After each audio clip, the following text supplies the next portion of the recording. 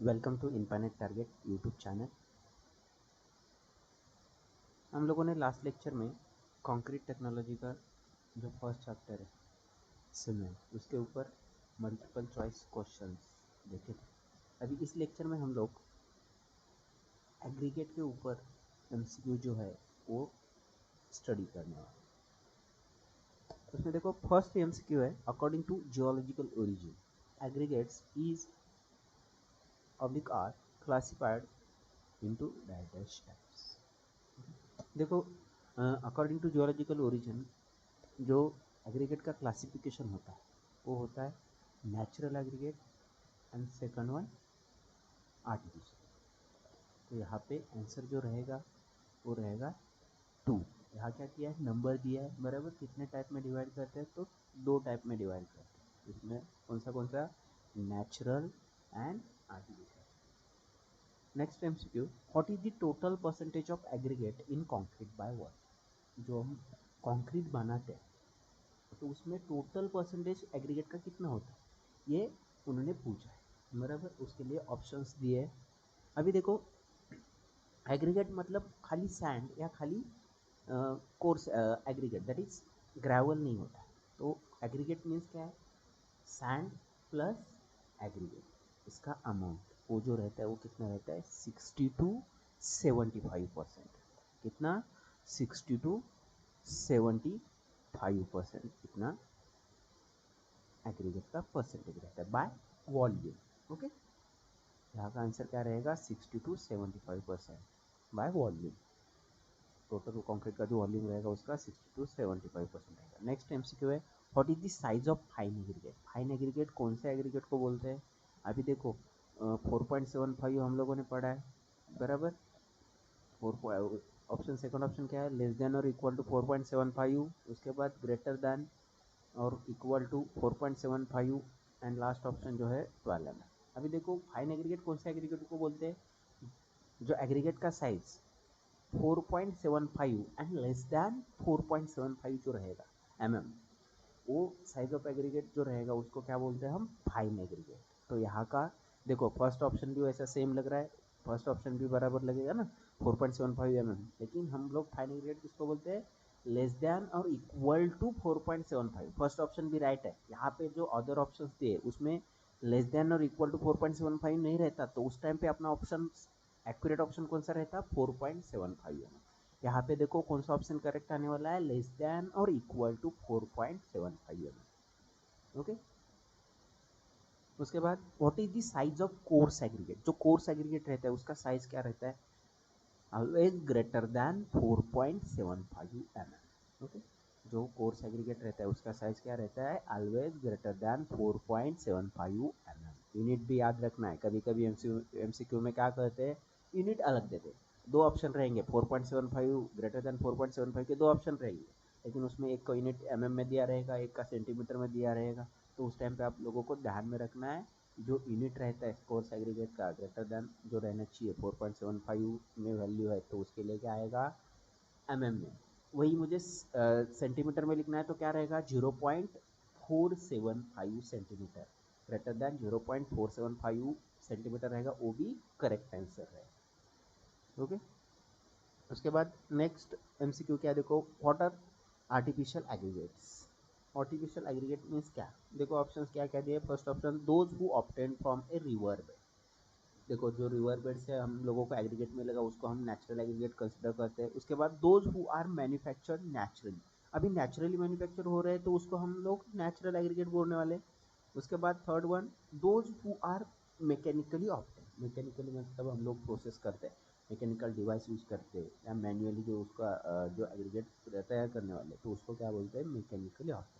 तो ये ऑप्शन क्या रहेगा। और लास्ट ऑप्शन क्या है देखो, हु हैज स्मूथ सरफेस। अभी स्मूथ सरफेस जो रहेगा उसको डायरेक्ट हम क्लियर नहीं होता ये आर्टिफिशियल या नेचुरल है बराबर, लेकिन अपना थर्ड वाला जो ऑप्शन है मैकेनिकली ऑप्शन वो क्या है करेक्ट ऑप्शन है इस क्वेश्चन के लिए।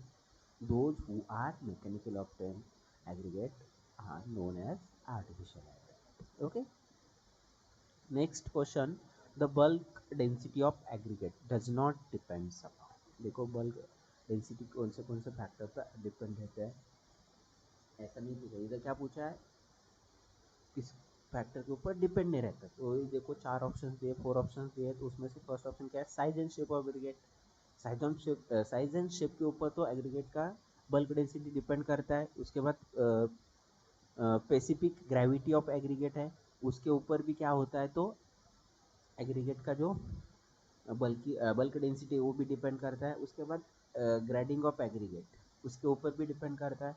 और लास्ट ऑप्शन है size and shape of container. अभी कंटेनर का साइज एंड शेप का इधर कुछ रिलेशन नहीं है, तो बल्क डेंसिटी जो कंटेनर का साइज एंड शेप रहेगा उसके ऊपर डिपेंड नहीं रहेगा। मतलब अपना 4th नंबर जो ऑप्शन है size and shape of container, वो ये क्वेश्चन के लिए बराबर ऑप्शन है। ओके, क्वेश्चन क्या पूछा है वो देखना है आप लोगों को, बराबर। एक क्वेश्चन क्या पूछा है, the bulk density of aggregate does not depends upon, उसके लिए फर्स्ट 3 ऑप्शन डिपेंड्स रहता तो उसके लिए फर्स्ट 3 ऑप्शन बराबर था। फॉर एग्जांपल यहाँ पे 4th ऑप्शन क्या रहता, ऑल ऑफ द अबोव, तो उस टाइम पे क्या होता था, जो पहला तीनों भी बराबर आंसर रहता था, नॉट वर्ड नहीं रहता तो। ओके, तो उसलिए और 4th option all of the above रहता तो इधर का आंसर क्या रहता, ऑल ऑफ द अबोव। लेकिन इधर क्या पूछा है, not depends upon, that's why here answer is size and shape of container. Okay, next MCQ, an aggregate is said to be flaky if its least dimension is less than। देखो कौन से aggregate को flaky aggregate बोलते हैं, तो उसका least dimension जो रहता है तो मीन डायमेंशन के 3/5 जो रहेगा उसके लिए क्या, उसको क्या बोलते हैं, तो फ्लैकी एग्रीगेट बोलते हैं। Okay, 3/5, 3/5 of mean dimension. देखो 3/5 ऑफ मीन डायमेंशन रहेगा तो उसके लिए क्या बोलते हैं, लीस्ट डायमेंशन जो है 3/5 मीन डायमेंशन के हिसाब से रहेगा तो उसको फ्लैकी एग्रीगेट बोलते हैं। Okay, next, for the construction of cement concrete floor the maximum permissible size of aggregate is. देखो हम लोगों को concrete floor, cement concrete floor construct करना है और उसके लिए maximum permissible size of aggregate क्या रहता है, तो वो रहता है 10 mm। क्योंकि देखो स्लैब का ज़्यादा भी थिकनेस नहीं रहता, उसके हिसाब से 10 mm maximum size of aggregate हम लोग स्लैब के लिए यूज़ करते हैं, उससे बड़ा वाला एग्रीगेट यूज़ नहीं करेंगे। ओके, उसके बाद the unit weight of heavy weight concrete varies from. देखो हेवी वेट कंक्रीट जो रहेगा उसका unit weight on an average में क्या रहता है, 2400 kg per metre, heavy weight concrete. Okay, तो उसका यूनिट वेट क्या रहेगा, 2400 kg per metre cube, per metre cube के लिए 2400 kg इतना उसका यूनिट वेट रहेगा, कौन से लिए, हेवी वेट कंक्रीट के लिए, बराबर। इसके बाद देखो नेक्स्ट है, the use of crushed aggregate में result in 10 to 20% higher compressive strength. ये सेंटेंस ट्रू है या फॉल्स, वो देखना है। अभी देखो क्या बोला है, क्रस्ट एग्रीगेट जो है उसका क्या रहता है, कंप्रेसिव स्ट्रेंथ क्या है, नॉर्मल एग्रीगेट से ज़्यादा रहेगा, बराबर। या जो नॉर्मल स्ट्रेंथ हम लोगों को मिलता है उससे ज़्यादा 10 to 20% से हायर मिलता है, ये उन्होंने सेंटेंस दिया है। ये उन्होंने पूछा है ट्रू है या फॉल्स, तो ये सेंटेंस ट्रू है। क्या होता है एक्चुअली, हम लोग क्रस्ट एग्रीगेट यूज़ करते हैं तो उसमें क्या होता है, तो पूरा सरफेस उसका स्मूथ नहीं रहता, तो उसको बाइंड करने के लिए क्या होता है, तो सरफेस जो है स्मूथ नहीं, इसी वजह से क्या होगा, तो प्रॉपर बाइंडिंग उधर होगा, इसी वजह से उधर कंप्रेसिव स्ट्रेंथ वगैरह जो है तो वो थोड़ा सा 10 to 20% से इम्प्रूव होता है। Next question, SI unit of bulk density. SI unit पूछा है बल्क डेंसिटी का। देखो इधर क्या क्या ऑप्शन है, केजी पर लीटर, ग्राम पर एमएल, केजी पर एमएल एंड ग्राम पर लीटर। अभी देखो जो एसआई यूनिट में क्या रहता है, केजी पर लीटर जो है वो क्या है, एसआई यूनिट है बल्क डेंसिटी का, केजी पर लीटर। ओके, उसके बाद aggregate abrasion value is determined by. Aggregate abrasion value जो है वो कौन से टेस्ट के हिसाब से या कौन से टेस्ट यूज करके डिटरमाइन करते हैं, वो टेस्ट का नाम दिया है एग्रीगेट क्रशिंग स्ट्रेंथ। उसके बाद Los Angeles abrasion test, after that aggregates impact value test and last one 10% fine test. अभी देखो इसमें से जो करेक्ट ऑप्शन है वो क्या है, Los Angeles abrasion test is the correct option. Okay, Los Angeles abrasion test is the correct option. Next MCQ, what do you mean by bulking. Bulking का मीनिंग क्या है, वो उन्होंने क्या बोला है, पूछा है। तो अभी देखो इसमें ऑप्शंस क्या क्या दिए है, the volume increase of fine aggregate due to presence of moisture content in it. क्या होता है बल्किंग में, यही होता है, वॉल्यूम क्या होता है, फाइन एग्रीगेट का इंक्रीज होता है किसी वजह से, तो उस जो एग्रीगेट है, फाइन एग्रीगेट है, उसमें मॉइस्चर कंटेंट इंक्रीज हुआ है, इसी वजह से उसका वॉल्यूम इंक्रीज होता है, तो उसको क्या बोलते हैं, bulking.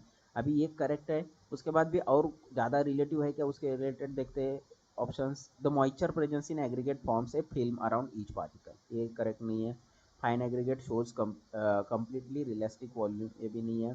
The state of setting someone or something apart from others, ये भी नहीं है। तो फर्स्ट ऑप्शन जो है, the volume increase of fine aggregate due to presence of moisture content in it is the correct option. Next question, bulking dash dash with increase in moisture. Bulking क्या होता है, मॉइस्चर इंक्रीज होने से increase होता है या क्या। देखो ऑप्शन क्या दिया है, increases, decreases, first increase and then decrease, first decrease then increase. अभी देखो बल्किंग जो होता है उसमें क्या होता है, फर्स्ट मॉइस्चर इनिशियल स्टेज में मॉइस्चर इंक्रीज हुआ तो उस टाइम पे इंक्रीज होता है, लेकिन एक स्टेज आएगा, वो स्टेज के ऊपर मॉइस्चर गया तो उस टाइम पे क्या होता है, तो उसका वॉल्यूम डिक्रीज होगा। मतलब यहाँ पे जो ऑप्शन है first increase and then decrease is the right option for the this question. Okay, that is option C is the correct option. First increase and then decreases. Okay, after that next question, fine sand bulks dash dash than coarser sand. देखो fine sand का bulking क्या होता है, ज़्यादा होता है, more than coarse sand. Okay, अभी देखो डायरेक्टली क्या होता है, जो बल्किंग सैंड का जो होता है वो क्या है, inversely proportional to size of aggregate or size of sand. Okay, जो साइज रहेगा सैंड का उसका जो जितना कम साइज उतना बल्किंग उसका ज़्यादा होगा, जितना कोर्सर साइज सैंड का उतना बल्किंग कम होगा। ओके, तो यहाँ पे आंसर आएगा मोर। उसके बाद नेक्स्ट क्वेश्चन है, देखो if H is height of sand when moist and h1 is the height when saturated, then what is the percentage of bulking। Bulking find out करने का डायरेक्ट इधर फॉर्मूला पूछा है, इसमें क्या किया है उन्होंने, एच का मीनिंग एंड h1 का मीनिंग दिया है। एच मीन्स क्या बोला है, H is height of sand when moist, moist condition में सैंड का हाइट दिया है H, and h1 means the height when saturated. तो उसके लिए फॉर्मूला क्या है, देखो h1 अपना फॉर्मूला क्या रहता है, height of sand when moist minus height of sand when saturated bracket complete divide by height of sand when saturated whole bracket completed into 100, that is option A is the correct option, h minus h1 bracket complete divide by h1 after that whole bracket complete into 100, option A is the correct option for this answer. Okay, next question, if the moisture content of 5 to 10% by weight, then the bulking of sand is increased by, moisture content देखो 5 to 10% by weight है, तो उस time पे उसका जो bulking है वो कितना इंक्रीज होता है, तो नियरली 50% से क्या होता है, इंक्रीज होता है। ओके, कितना इंक्रीज होता है, 50% से डायरेक्ट इंक्रीज होता है। यहाँ पे करेक्ट ऑप्शन क्या रहेगा, 50%। Next MCQ, which apparatus we need to find soundness. अभी देखो ये ज़्यादातर एग्जाम में, इवन कॉम्पिटिटिव एग्जाम में भी क्या करते हैं, तो ऐसे एमसीक्यू अपैरेटस के जो एमसीक्यू है वो क्या करते हैं, ज़्यादातर पूछते हैं, इसमें कन्फ्यूजन ज़्यादा होता है। तो आप लोगों को क्या करना है, क्लियरली वो कौन से टेस्ट के लिए कौन सा अपैरेटस यूज़ करते हो, क्लियरली आप लोगों को माइंड में फिक्स रखना है, ध्यान में रखना है, वो भूलना नहीं है। ओके, तो which apparatus we need to find soundness, soundness test के लिए कौन सा अपैरेटस यूज़ करते हैं, Le Chatelier. Le Chatelier apparatus जो है वो क्या करते हैं हम लोग, साउंडनेस टेस्ट परफॉर्म करने के लिए यूज़ करते हैं। साउंडनेस में क्या होता है, जो लाइन उसमें रहेगा ज़्यादा कंटेंट में, तो उसी वजह से जो वॉल्यूम इंक्रीज होता है या नहीं, कितना होता है वॉल्यूम, वो मेजर करने के लिए हम लोग साउंडनेस टेस्ट करते हैं by using Le Chatelier's apparatus. Other जो ऑप्शन है विकेट अपैरेटस, विकेट अपैरेटस से initial setting time final setting time find out करते हैं। उसके बाद सीटीएम से कंप्रेसिव टेस्टिंग मशीन से हम लोग कंप्रेसिव स्ट्रेंथ फाइंड आउट करते हैं। लॉस एंजलिस मशीन से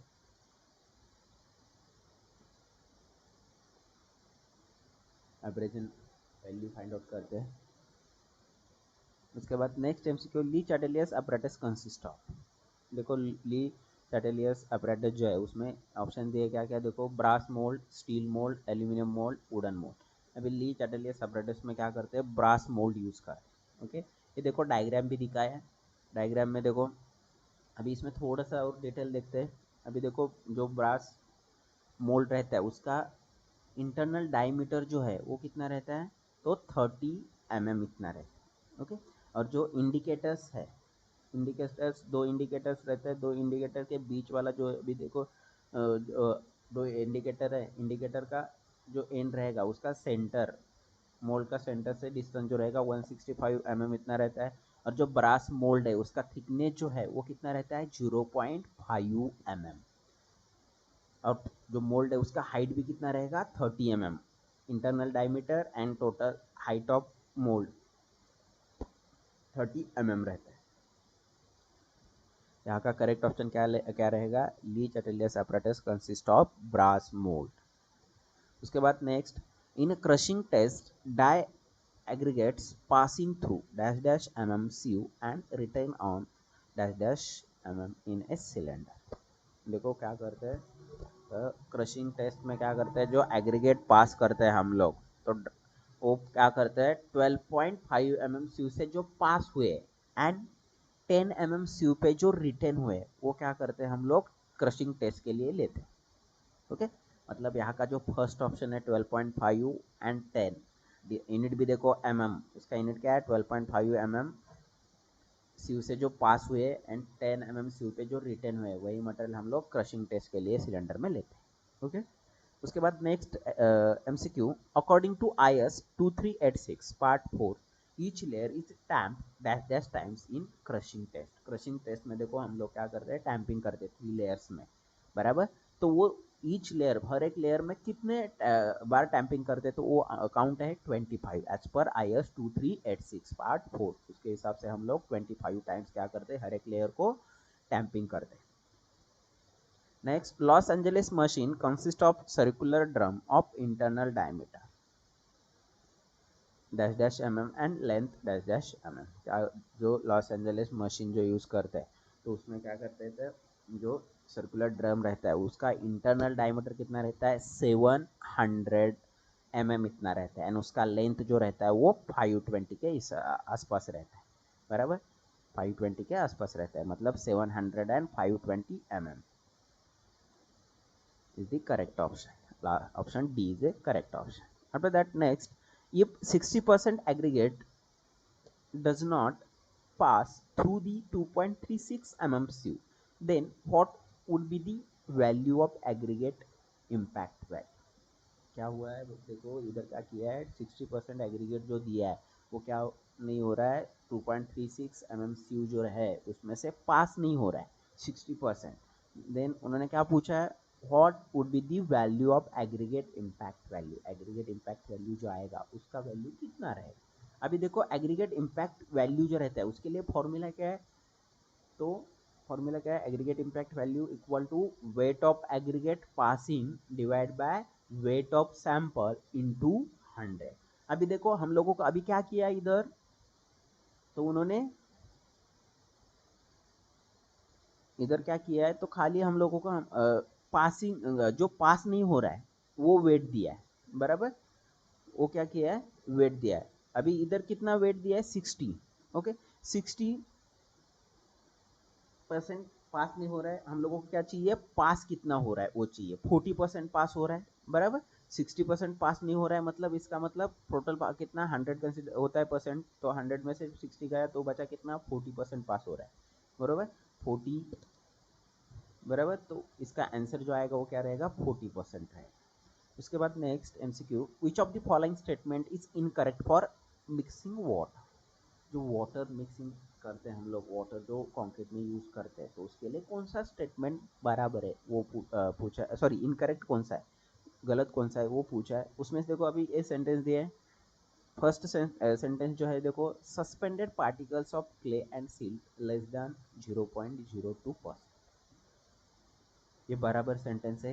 क्या करते हैं जो वाटर हम लोग कंक्रीट मिक्सिंग के लिए यूज़ करने आए वो क्या करते हैं, जो हम ड्रिंक करने के लिए बराबर वाटर है वही वाटर क्या करते हैं कंक्रीट में मिक्स करने के लिए यूज़ करते हैं। ओके, तो suspended particle of clay and silt जो रहेगा वो लेस दैन 0.02% होना चाहिए। उसके बाद सेकंड है the quality of CaCl2 is restricted to 1.5%।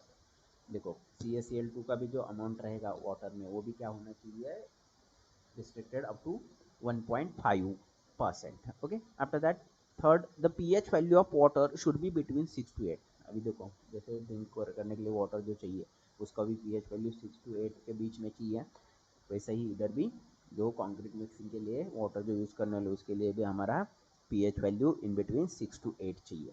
अभी देखो फोर्थ ऑप्शन क्या है, free vegetable oil is beneficial. अभी देखो फ्री वेजिटेबल ऑयल है वो बेनिफिशियल नहीं रहता है, बराबर। तो option number 4, free vegetable oil is beneficial, is the incorrect for mixing water in concrete. यही एमसीक्यू एग्रीगेट के रिलेटेड है। ऐसे इसके रिलेटेड एमसीक्यूज क्या कहते हैं एग्जाम में पूछता है। आप लोगों को अच्छे लगे हो एमसीक्यू अच्छे लगे तो कमेंट करो, एंड नेक्स्ट लेक्चर भी आएगा, अच्छा लगे तो देखते रहो, एग्ज़ाम में हेल्प होगा आप लोगों को। If you like our videos then like, share and subscribe our channel. Thank you.